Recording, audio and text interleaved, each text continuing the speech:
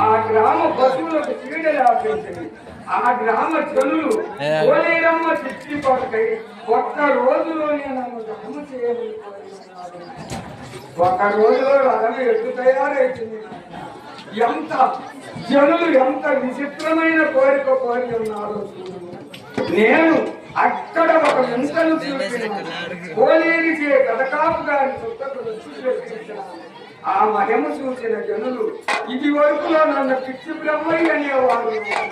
జనులు మొత్తము ఆ పిచ్చి బ్రహ్మయ్య అనే నామం తీసివేసి శ్రీమద్ విరాట్ పోతులూరి వీర బ్రహ్మేంద్ర స్వాములు వారని ఆ నాటి నుండి ఈనాటి వరకు కూడా నేనే బ్రహ్మమైపోయాను.